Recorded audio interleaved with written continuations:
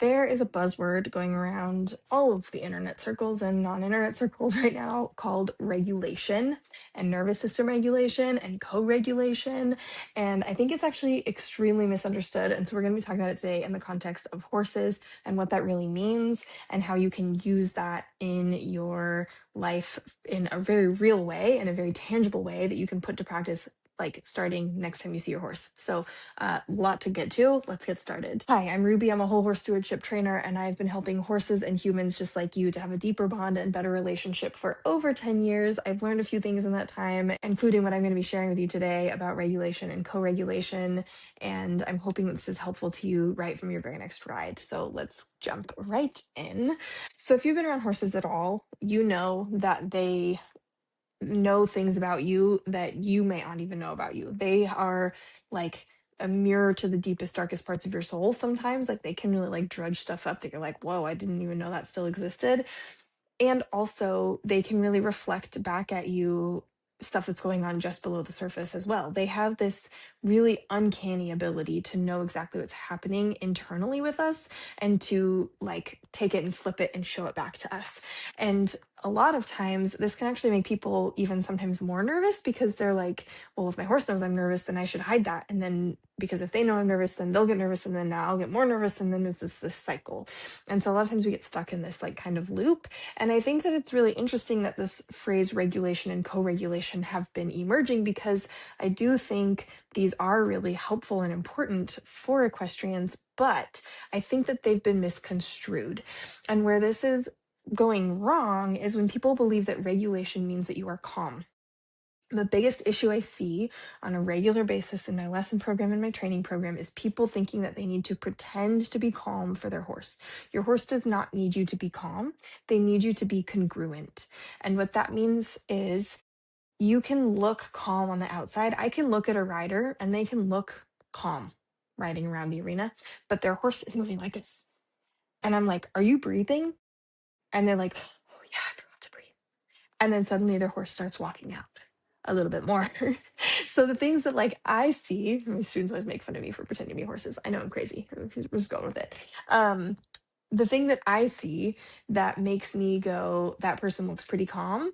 The horse sees something below the surface. You can't hide from a horse what you're actually feeling. So, regulated doesn't necessarily mean that you're feeling calm.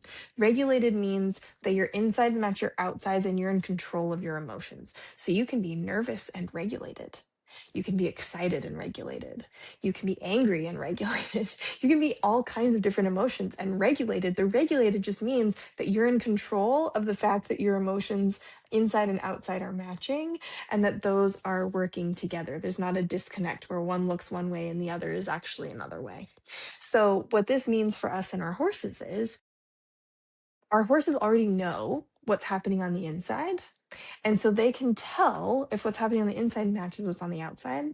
And if it's not matching, our horse often will feel a lack of trust in us. And different horses will have a different reaction to this. And I actually have an interesting resource I'll link below that is a personality quiz that tells you the four main personalities in horses. And then it also will kind of go in immediately when you finish the quiz. It'll give you a whole bunch of information about how your horse sees the world and how you interact with your horse and all these things. But I think it's really important to just note very briefly here. I'm not going to go into a lot of depth here on this, but feelers and achievers, they really get their confidence from their person. And so if their person is not congruent, they are going to be a bit of a hot mess. They're going to be more reactive. They're going to be more like nervous, explosive, because they really need you to be congruent in order for them to trust you with their safety. So really like feelers and achievers are really big on safety. So they really need to feel like you've got it under control.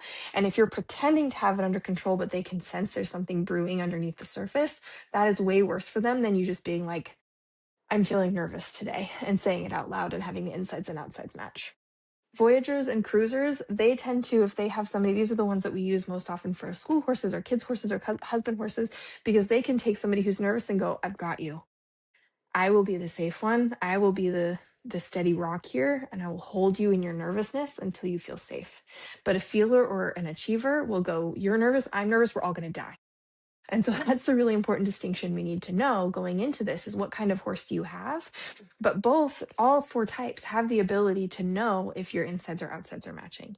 So there's three steps to this process.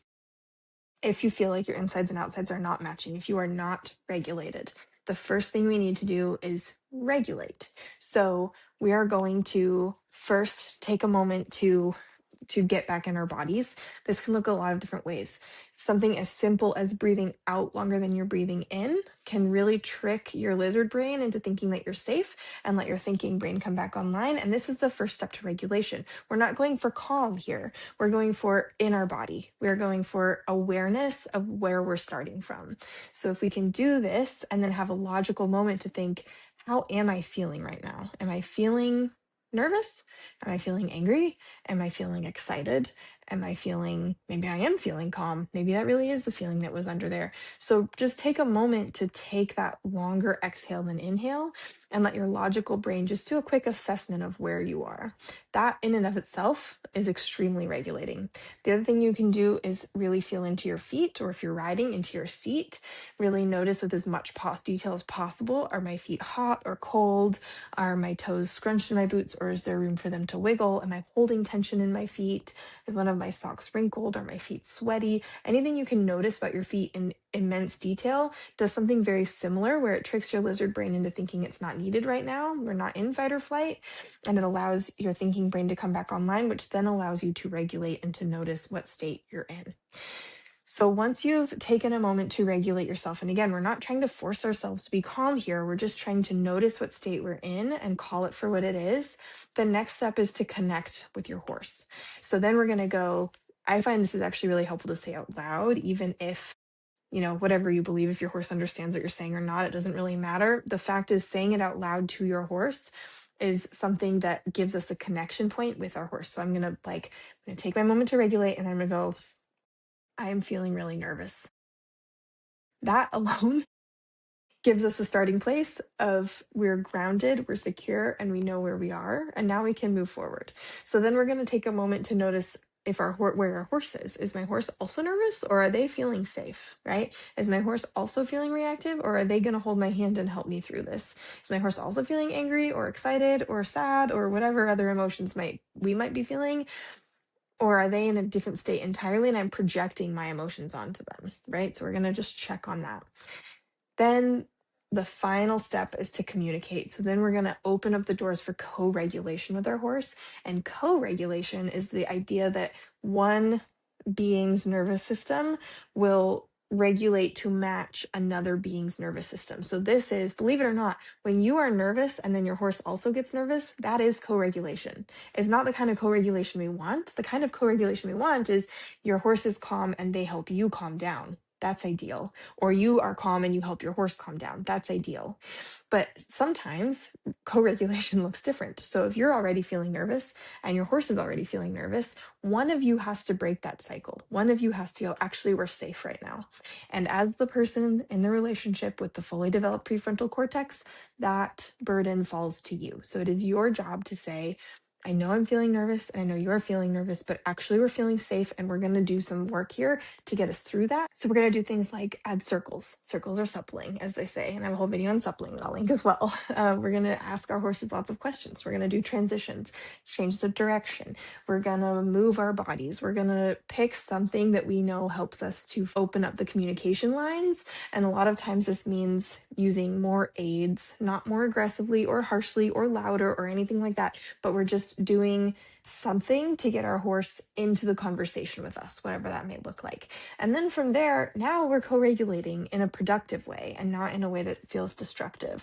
So there's so many more resources linked below, and I'll also make sure this video right here would be really helpful for you to go watch next. But there's lots to unpack here and lots to think about. But this framework basically of going regulate yourself, notice how you're feeling for reals, not what you're pretending to hide on the inside.